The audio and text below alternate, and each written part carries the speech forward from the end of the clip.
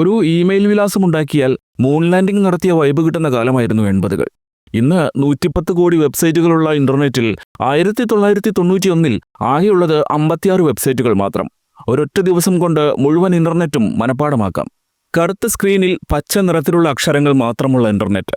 ചിത്രങ്ങളില്ല, video streaming ഇല്ല. ഇന്ന് quantum computing എങ്ങനെയാണോ അതായിരുന്നു അന്നത്തെ internet.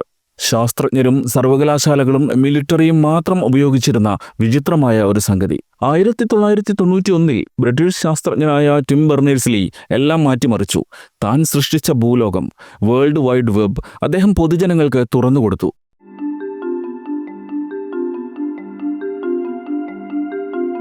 When the web started 25 years ago, it was only its openness to people innovating on it. But now when we look back over 25 years, almost half the people in the world are using the web. അപ്പോഴും അധികമാർക്കും കാര്യം മനസ്സിലായില്ല.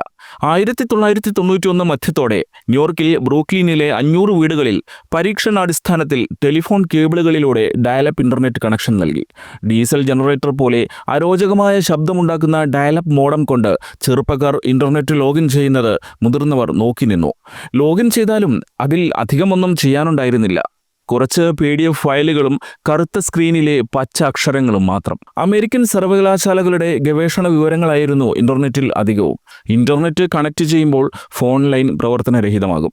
വീട്ടിൽ ആരെങ്കിലും phone എടുത്താൽ internet കട്ടാകും. ഒരു PDF download ചെയ്യാൻ ചിലപ്പോൾ മണിക്കൂറുകൾ എടുക്കും. സ്ട്രീമിംഗ് വീഡിയോ എന്നതൊക്കെ അന്ന് വെറും സയൻസ് ഫിക്ഷൻ മാത്രം. പതിയെ അമേരിക്കൻ ഹൃദയഭൂമിയിലേക്ക് ഡയലപ്പ് ഇന്റർനെറ്റ് കണക്ഷൻ വ്യാപിച്ചു. 1991 അവസാനിച്ചപ്പോഴും ലോകത്താകെ 30 ലക്ഷത്തിൽ താഴെ ഇന്റർനെറ്റ് ഉപഭോക്താക്കൾ മാത്രമേ ഉണ്ടായിരുന്നുള്ളൂ. ഇന്നത്തെ 500 കോടി ഉപഭോക്താക്കളുമായി താരതമ്യം ചെയ്യാൻ പോലുമില്ല. ബാങ്കിംഗ് ഓഹരികളിൽ പന്തയം വെക്കുകയായിരുന്ന വാൾസ്ട്രീറ്റിലെ ആരും ഇന്റർനെറ്റ് എന്താണെന്ന് ശ്രദ്ധിച്ചു പോലുമില്ല. 1993 യൂണിവേഴ്സിറ്റി ഓഫ് ഇല്ലിനോയ്സിലെ ഒരു കൂട്ടം വിദ്യാർത്ഥികൾ വിപ്ലവമുണ്ടാക്കിയ ഒരു സോഫ്റ്റ്വെയർ പുറത്തിറക്കി, മൊസൈക്ക്. സാധാരണക്കാർക്ക് ഉപയോഗിക്കാൻ കഴിയുന്ന ആദ്യത്തെ വെബ് ബ്രൗസർ. അതോടെ ഇന്റർനെറ്റ് മാറി. ആദ്യമായി ബ്രൗസ് ചെയ്യുന്നവർക്ക് ലിങ്കുകളിൽ ക്ലിക്ക് ചെയ്യാം, വെബ് പേജിനുള്ളിൽ ചിത്രങ്ങൾ കാണാം. അതിന് ഒരു കമ്പ്യൂട്ടർ ജീനിയസ് ആകണമെന്നില്ല. അമേരിക്കയിൽ ഇന്റർനെറ്റ് ആവേശമായി. ഒരു വർഷത്തിനുള്ളിൽ വെബ് ട്രാഫിക് 3 ലക്ഷം% വർദ്ധിച്ചു. വെബ് വളരുകയല്ല, പൊട്ടിത്തെറിക്കുകയായിരുന്നു. 1994 ആദ്യത്തെ ഇന്റർനെറ്റ് അധിഷ്ഠിത സേവന കമ്പനിയായ നെറ്റ്സ്കേപ്പ് ജനിച്ചു. മൊസൈക്കിന്റെ ഡെവലപ്പർമാരിൽ ഒരാളായ മാർക്ക് ആൻഡേഴ്സൺ ആണ് കമ്പനി സ്ഥാപിച്ചത്. ഇന്റർനെറ്റ് ബ്രൗസിംഗ് ലളിതമാക്കുക എന്നതായിരുന്നു കമ്പനിയുടെ ലക്ഷ്യം. അവരുടെ ബ്രൗസറായ നെറ്റ്സ്കേപ്പ് നാവിഗേറ്റർ വിപണി കീഴടക്കി. മാസങ്ങൾക്കുള്ളിൽ 75% മാർക്കറ്റ് ഷെയർ നേടി. വാൾസ്ട്രീറ്റിലെ നിക്ഷേപകർക്ക് അതിൽ പുതുമ തോന്നി. അതിപ്പോൾ എന്തായാലും നല്ലപോലെ വിറ്റുപോകുന്ന എന്തിലും അവരുടെ കണ്ണുടക്കും. വാൾസ്ട്രീറ്റിലെ 4 ധനികർ ചേർന്ന് $2 മില്യൺ ഏഞ്ചൽ ഇൻവെസ്റ്റ്മെന്റ് നെറ്റ്സ്കേപ്പിന് നൽകിക്കൊണ്ട് ആദ്യത്തെ ഇന്റർനെറ്റ് അധിഷ്ഠിത വെഞ്ചർ ക്യാപിറ്റൽ നിക്ഷേപത്തിന് ഭൂമിയിൽ തുടക്കമിട്ടു. ഇതെല്ലാം കണ്ട് വാൾസ്ട്രീറ്റിൽ അക്ഷമനായിരിക്കുന്ന മറ്റൊരാളുണ്ടായിരുന്നു. ഷെയർ ബ്രോക്കിംഗ് സ്ഥാപനമായ ഡി ഷോ ആൻഡ് കമ്പനിയിൽ ജോലി ചെയ്യുകയായിരുന്ന ജെഫ് ബെസോസ്. 1994 വാൾസ്ട്രീറ്റിലെ ജോലി ഉപേക്ഷിച്ച് ജെഫ് ബെസോസ് വീട്ടിലെ ഗാരാഷിൽ ആമസോൺ തുടങ്ങി. ഇന്റർനെറ്റ് ഉപയോഗം വർഷം തോറും 2300% വളരുന്നുണ്ട് എന്ന വാൾസ്ട്രീറ്റിലെ കണക്കാണ് ബെസോസിനെ ഈ സാഹസത്തിന് പ്രേരിപ്പിച്ചത്. അദ്ദേഹം സിയാറ്റിലിലേക്ക് താമസം മാറി. ഓൺലൈനായി പുസ്തകങ്ങൾ വിൽക്കാൻ തുടങ്ങി. അന്ന് പലരും ചോദിച്ചു, അമേരിക്ക നിറയെ ബുക്ക് സ്റ്റോറുകൾ ഉള്ളപ്പോൾ ആരെങ്കിലും ഓൺലൈനായി പുസ്തകം വാങ്ങുമോ? എന്നാൽ ബെസോസ് ഒരു പുസ്തകശാലയിലല്ല, ഇന്റർനെറ്റിന്റെ ഭാവിയിലാണ് ബെറ്റുവെച്ചത്.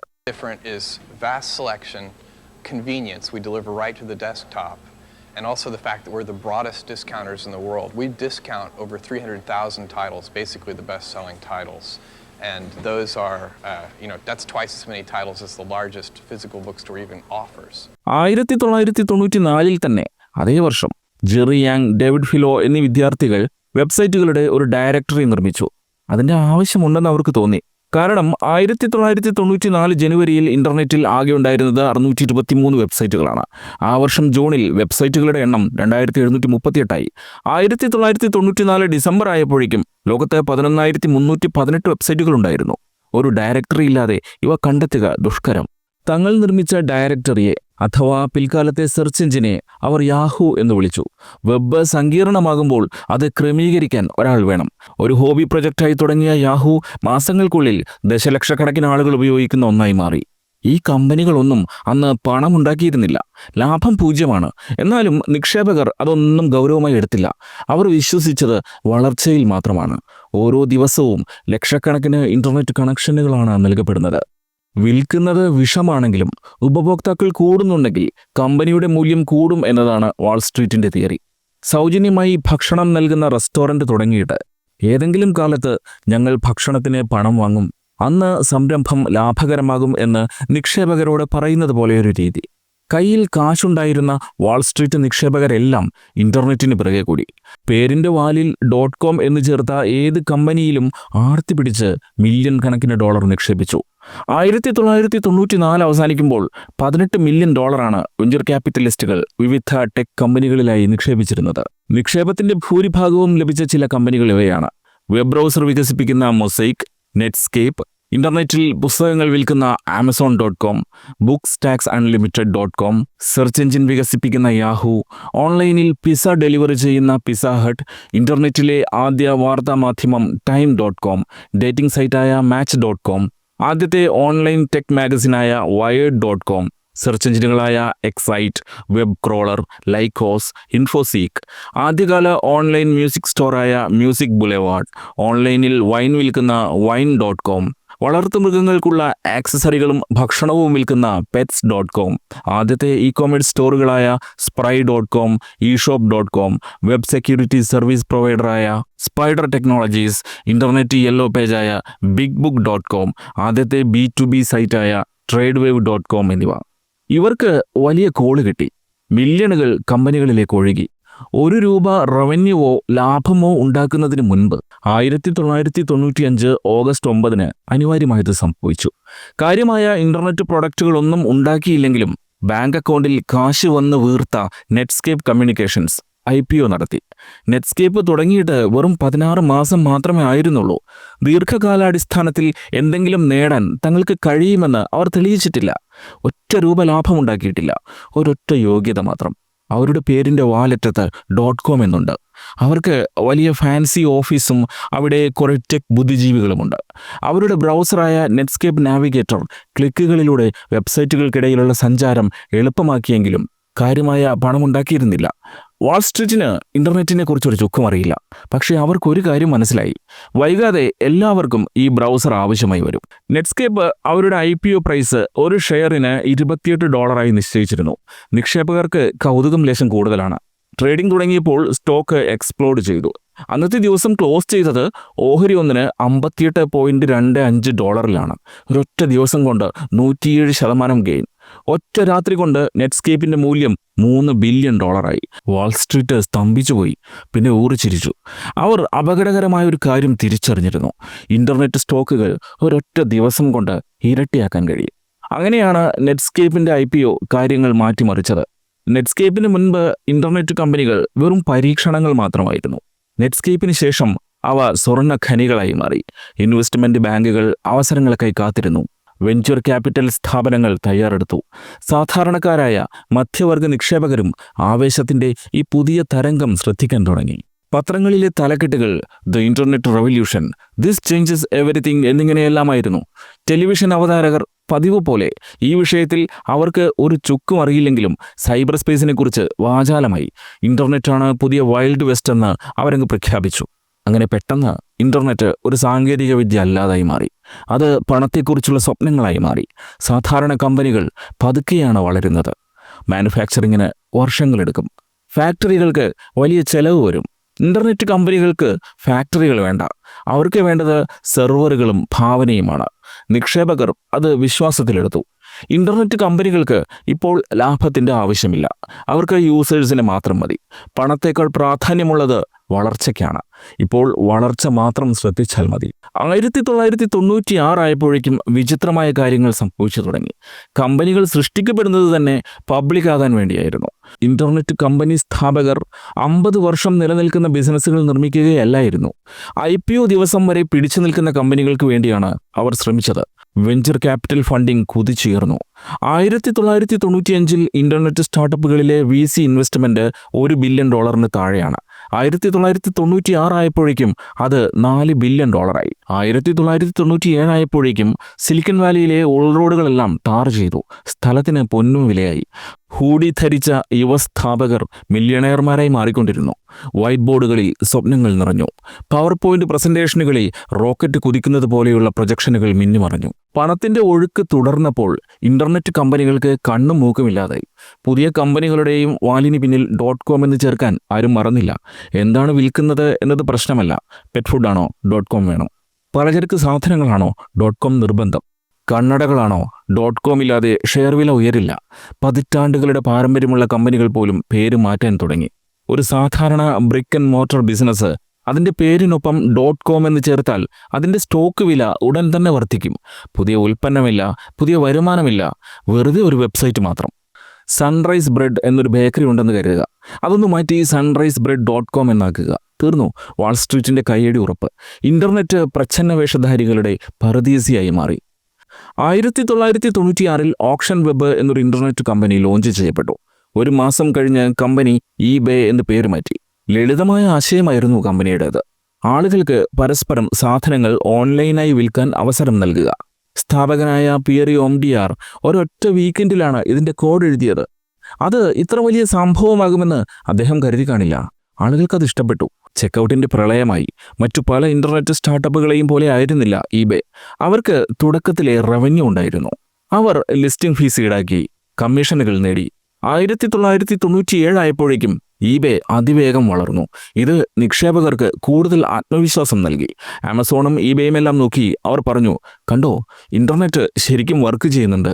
ആ വിശ്വാസം ആളിപ്പടരുന്ന തീയിൽ എണ്ണയൊഴിച്ചു. ആവേശം കൊടുമുടി കയറുമ്പോൾ 1997 മെയ് മാസത്തിൽ Amazon.com IPO നടത്തി. ആ സമയത്ത് ആമസോൺ പുസ്തകങ്ങൾ മാത്രമാണ് വിറ്റിരുന്നത്. IPO ചടങ്ങിൽ ജെഫ് ബെസോസ് ആമസോണിനെ വിശേഷിപ്പിച്ചത് ഭൂമിയിലെ ഏറ്റവും വലിയ ബുക്ക് സ്റ്റോർ എന്നാണ്. പക്ഷേ യാഥാർത്ഥ്യം മറ്റൊന്നാണ്. 1996 ആമസോണിന്റെ നഷ്ടം $5.8 മില്യൺ ആയിരുന്നു. 1997 നഷ്ടം $27 മില്യൺ വർദ്ധിച്ചു. നിക്ഷേപകർ അത് കാര്യമാക്കിയില്ല. വിൽപ്പനയിലെ ലാഭം ഇൻവെസ്റ്റർമാർക്ക് വേണ്ടായിരുന്നു. അവർക്ക് വേണ്ടത് വളർച്ച മാത്രമാണ്. ആമസോണിന് അതുണ്ട്. നഷ്ടത്തിനിടയിലും ആകെ വിറ്റുവരവ് ഓരോ വർഷവും 500% വരെയാണ് വർദ്ധിച്ചിരുന്നത്. 1995 $5,11,000 ആയിരുന്ന വിൽപ്പന 1996 $15.7 മില്യൺ. 1997 അത് $147.8 മില്യൺ. 1997 ആമസോണിന്റെ IPO പ്രൈസ് ഒരു ഷെയറിന് $18 മാസങ്ങൾക്കുള്ളിൽ അത് ഷെയർ ഒന്നിന് $40. ഈ കളിയിൽ മാധ്യമങ്ങൾ വെറുതെ ഇരിക്കുമോ? ഫിനാൻസ് മാസികകൾ യുവ ഇന്റർനെറ്റ് സ്ഥാപകരെ റോക്ക് സ്റ്റാറുകളാക്കി. CNBCയിൽ ഇന്റർനെറ്റ് കമ്പനി സ്റ്റോക്കുകളെക്കുറിച്ചുള്ള വാർത്തകളെ ഉള്ളൂ എന്നായി.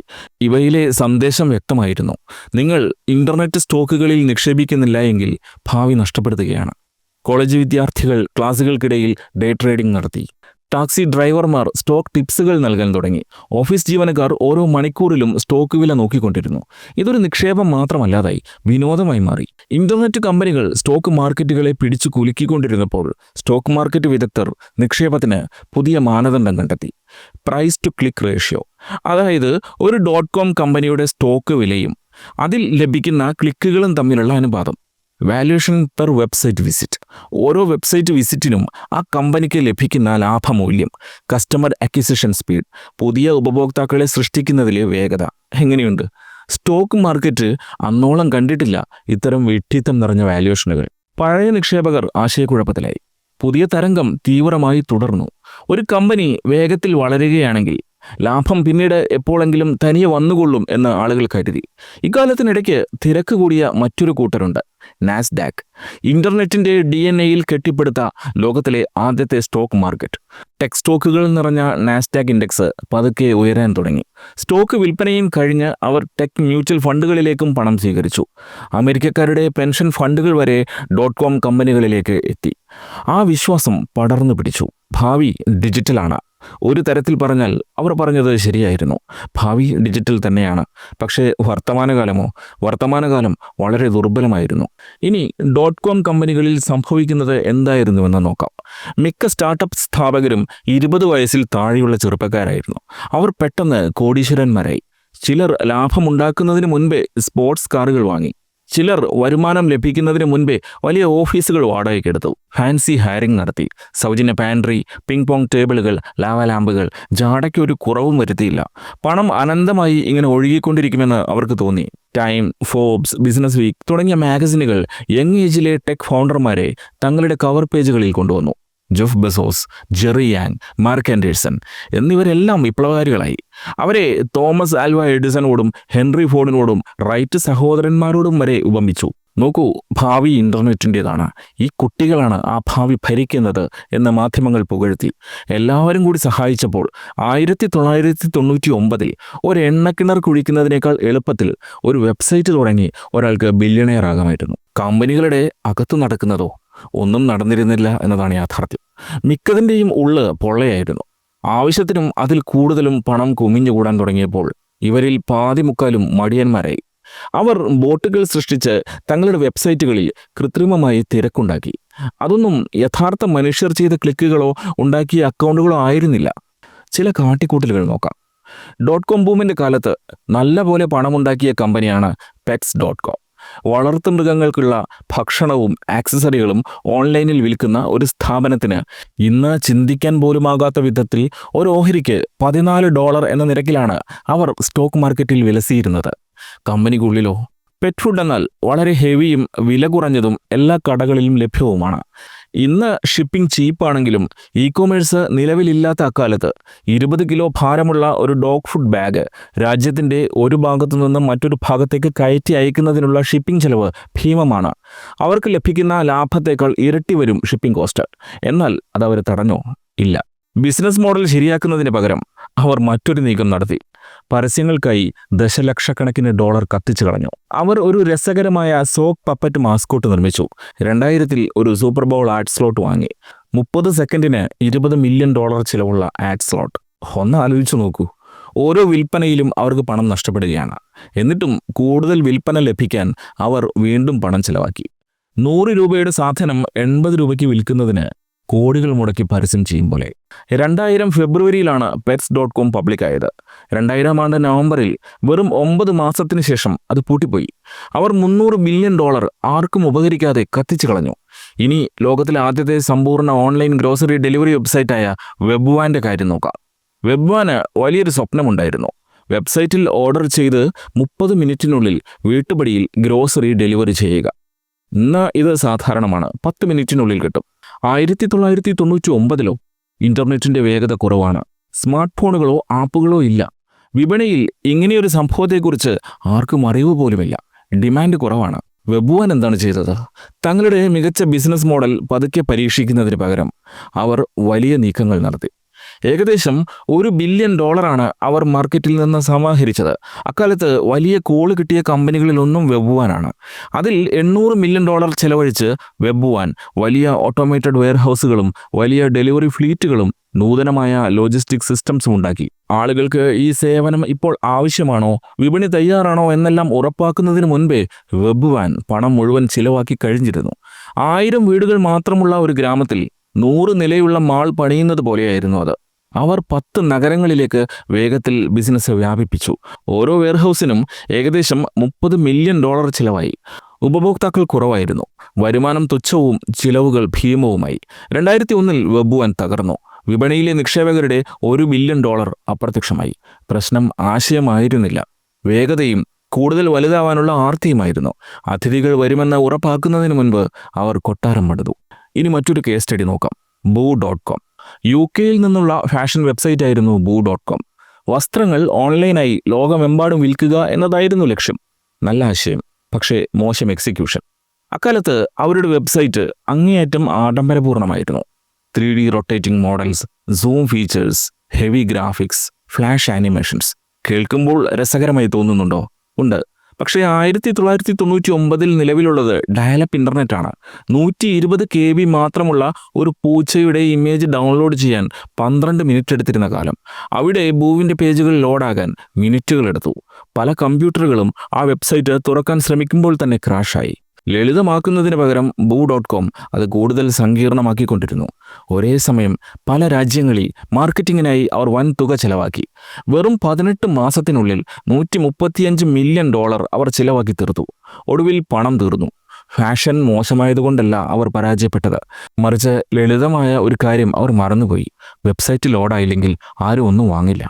ഇനി മറ്റൊന്നിൻ്റെ കഥ നോക്കാം. Cosmo.com എന്ന ഓൺലൈൻ ദുരന്തം. Cosmo.com അക്കാലത്ത് ഒരു മാജിക്കൽ ഓഫർ നൽകി. ലഘുഭക്ഷണം, സിനിമാ ടിക്കറ്റുകൾ അല്ലെങ്കിൽ ചെറിയ ഗിഫ്റ്റുകളെല്ലാം ഓൺലൈനായി ഓർഡർ ചെയ്യൂ. 1 മണിക്കൂറിനുള്ളിൽ ഡെലിവറി ലഭിക്കും, അതും ഫ്രീ ഡെലിവറി. സൗജന്യ ഡെലിവറി എന്ന ഒരൊറ്റ വാക്ക് അവരെ നശിപ്പിച്ചു. അതൊരു 5ാം ക്ലാസ്സുകാരന് മനസ്സിലാകുന്ന മാത്തമാറ്റിക്സ് ആണ്. നിങ്ങൾ 50 രൂപയുടെ ലഘുഭക്ഷണം ഡെലിവറി ചെയ്യുന്നു. ഡെലിവറി ചിലവ് 40 രൂപയാണ്.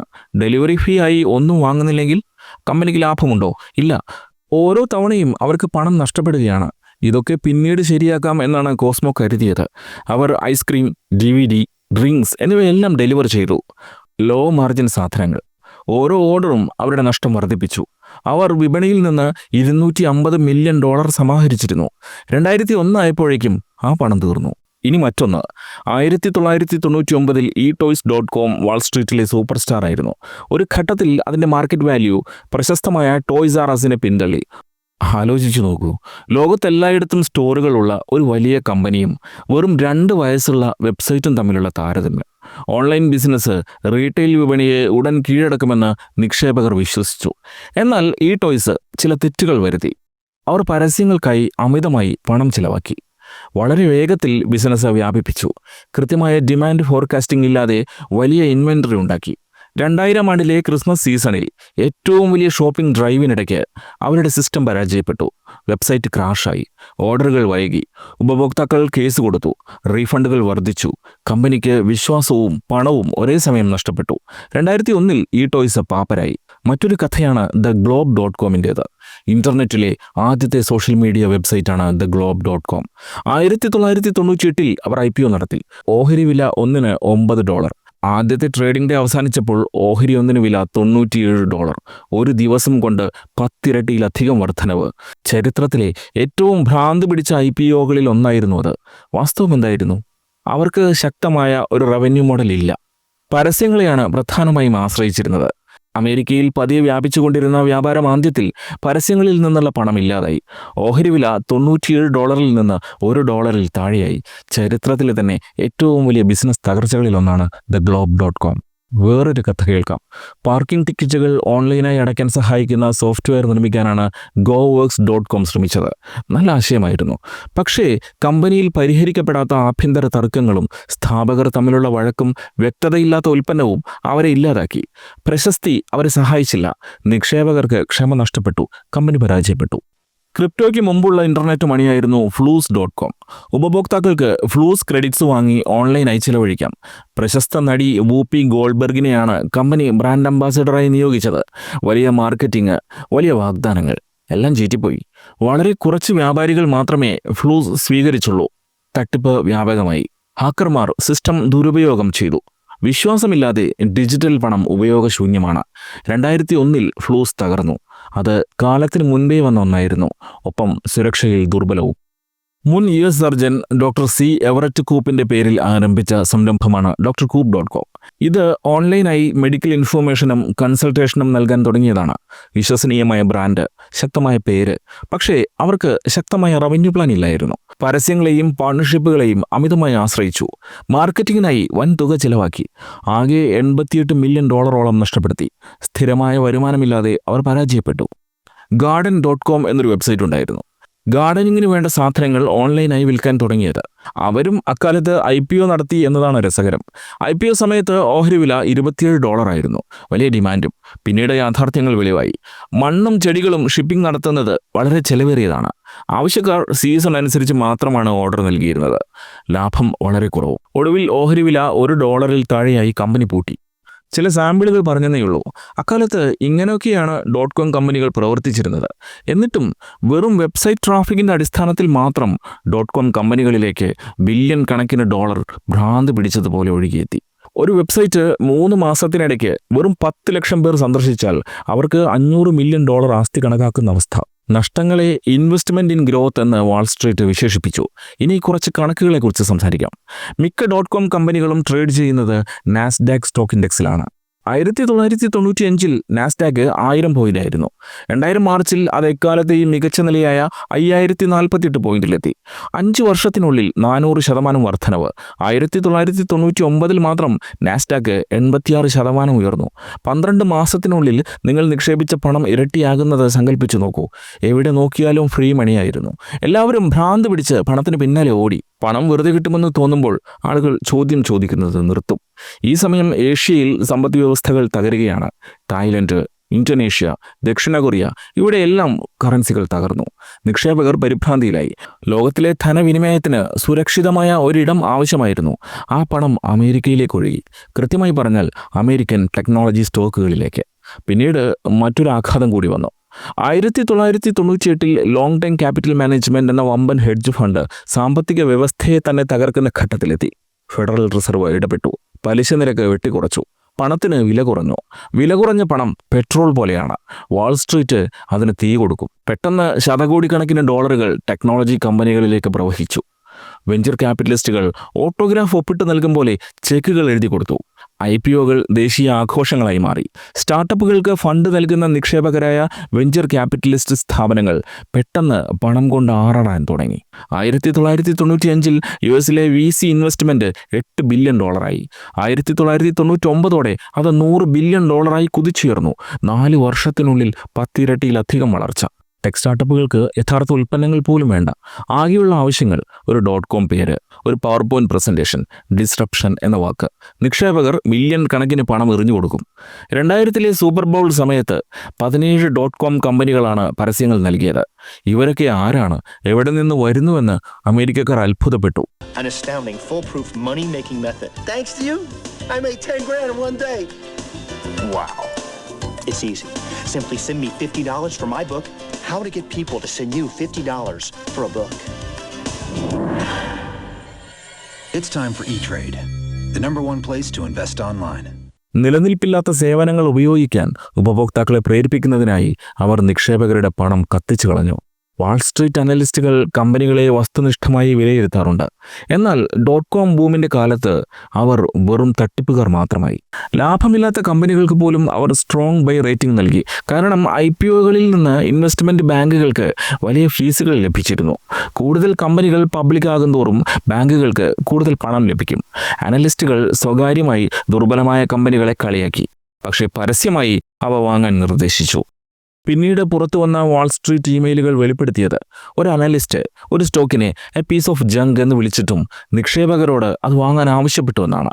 സത്യസന്ധതയ്ക്ക് പകരം ഹൈപ്പ് വരുമ്പോൾ തകർച്ചയുടെ സമയമെടുക്കും. ഇനി നമുക്കിതിൻ്റെ എല്ലാം ക്ലൈമാക്സ് പറയണ്ടേ? 2000 മാർച്ച് 10-നാണ് എല്ലാം തുടങ്ങിയത്. ആ ദിവസം രാവിലെ നാസ്ഡാക്ക് ട്രേഡിംഗ് തുടങ്ങിയപ്പോൾ മുതൽ അതിൻ്റെ സൂചികകൾ ഭ്രാന്ത് പിടിച്ച പോലെ ഉയരാൻ തുടങ്ങി. ആ ദിവസം നാസ്ഡാക്ക് കോമ്പോസിറ്റ് ഇൻഡെക്സ് 5048.62 ക്ലോസ് ചെയ്തത്. ലോകത്തിന് അത് വിശ്വസിക്കാൻ പ്രയാസം തോന്നി.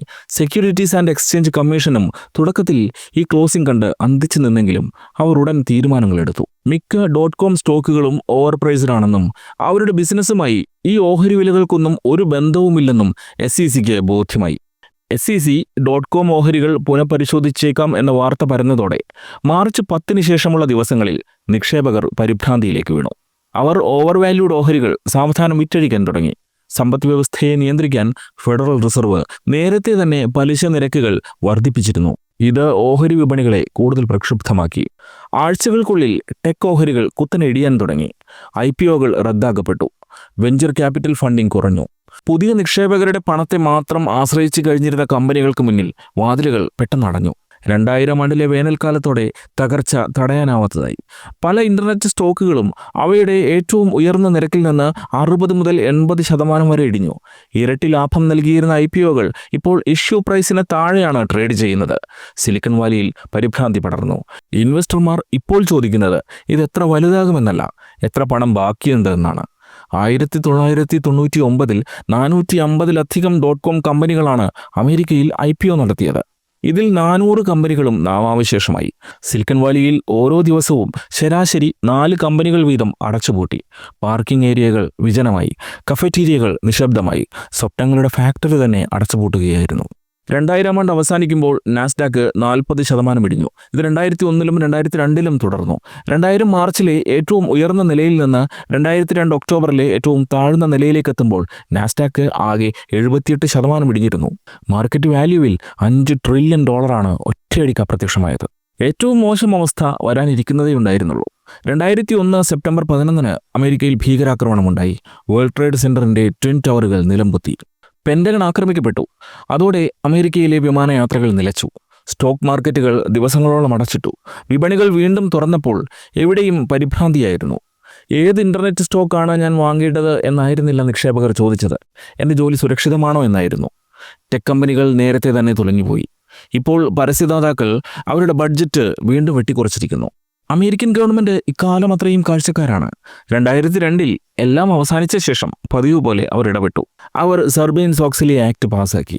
ഈ നിയമം പുതിയ IPOകൾക്ക് കടുപ്പമേറിയ അക്കൗണ്ടിംഗ് സ്റ്റാൻഡേർഡ്സ്, CEOമാർക്ക് സാമ്പത്തിക രേഖകളിൽ കൂടുതൽ ഉത്തരവാദിത്തം, തട്ടിപ്പുകൾക്ക് കനത്ത പിഴ എന്നിവ കൊണ്ടുവന്നു. ഫാന്റസി അക്കൗണ്ടിങ്ങിന്റെ കാലം അതോടെ അവസാനിച്ചു. ഇനി പറഞ്ഞല്ലോ, എല്ലാം നശിച്ചില്ല, അതിജീവിച്ചവരുണ്ടായിരുന്നു. യാഥാർത്ഥ്യബോധമുള്ള ചിലതും അമേരിക്കയിൽ അക്കാലത്ത് സംഭവിക്കുന്നുണ്ട്. സ്റ്റാൻഫോർഡിലെ ഒരു ഡോം റൂമിലിരുന്ന് ലാരി പേജ്, സെർജി ബ്രിൻ എന്നീ 2 PhD വിദ്യാർത്ഥികൾ നിശബ്ദമായി ഗൂഗിൾ എന്നൊന്ന് നിർമ്മിച്ചു. ഇന്റർനെറ്റിൽ ലഭിക്കുന്ന വിവരങ്ങളെല്ലാം ക്രമീകരിക്കാനായിരുന്നു അവരുടെ ശ്രമം.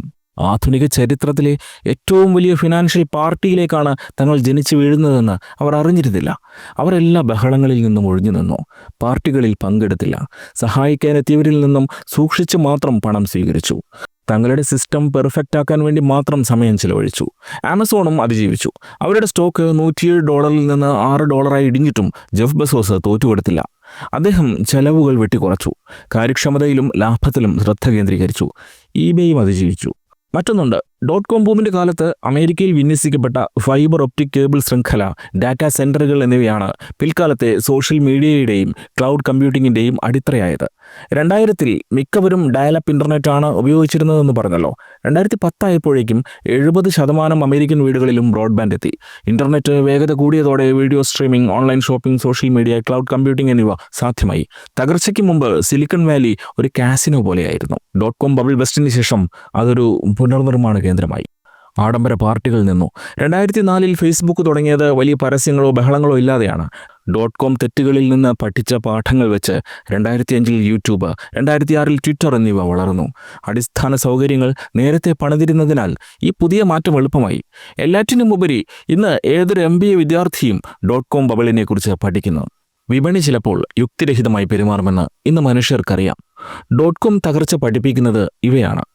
ഇന്നൊവേഷന് അച്ചടക്കം വേണം, വിഷന് റവന്യൂ വേണം, ഹൈപ്പിന് ഒരു കാലാവധിയുണ്ട്. എല്ലാത്തിലുമുപരി മനുഷ്യർ തയ്യാറെടുക്കും മുമ്പ് അവരെ ബലം പ്രയോഗിച്ച് മാറ്റാൻ ശ്രമിക്കരുത്.